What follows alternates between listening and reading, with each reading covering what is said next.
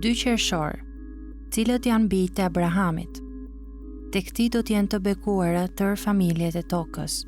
Zanafilla 12:3.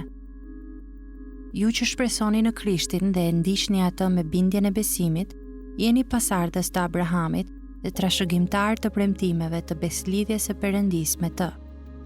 Te Zanafilla 17:4, Perëndia i tha Abrahamit: "Sa për mua, ja, unë po bëj një beslidhje me ty, ti do të bëhesh babai i një shumice kombësh." Por Zanafilla e bën të qartë që Abrahami nuk u bë ati një shumice kombësh në kuptimin fizik ose politik. Prandaj, kuptimi i premtimit të Perëndisë ndoshta ishte që një shumicë kombësh, në një farë mënyre, do të shijonin bekimin e birërisë, edhe pse fizikisht nuk kishin lidhje me Abrahamin. Kjo është padyshim se çfarë donte të thoshte Perëndia te Zanafilla 12:3, kur i tha Abrahamit: "Te ti do të jenë të bekuara tërë familjet e tokës." Që nga fillimi Perëndia kishte në mendje faktin që Jezu Krishti do të ishte pasardhësi i Abrahamit dhe se kushdo që beson në Krishtin do të bëhej trashëgimtar i premtimit të dhënë Abrahamit. Pali thot te Galatasve 3:29: "Dhe në qoftë se jeni të Krishtit, jeni pra pasardhja e Abrahamit dhe trashëgimtar sipas premtimit." Prandaj, kur Perëndia i tha Abrahamit para 4000 vjetësh: "Ja, unë po bëj një beslidhje me ty, ti do të bëhesh babai i një shumice kombësh."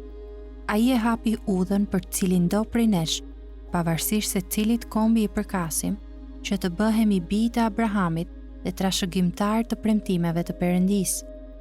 Gjithçka që duhet të bëjmë është të kemi besimin e Abrahamit, do me thënë, ta mbështesim shpresën tonë në premtimet e Perëndisë, aq sa, nëse e kërkon bindja, të mund të heqim dorë nga pasuria jonë më e çmuar, ashtu sikur se Abrahami e dorëzoi Isakun.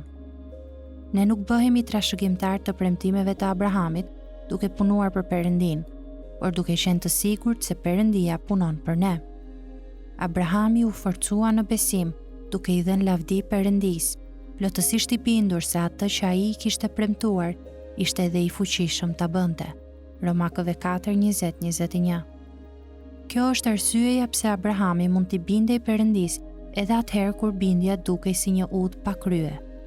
Ai besoi Perëndisë që të bënte të pamundurën, që ai ta ringjallte birin e tij prej së vdekurish. Besimi në premtimet e Perëndisë, ose sot do të thoshim besimi në Krishtin, i cili është konfirmimi i premtimeve të Perëndisë, është mënyra se si mund të bëhesh fëmijë i Abrahamit.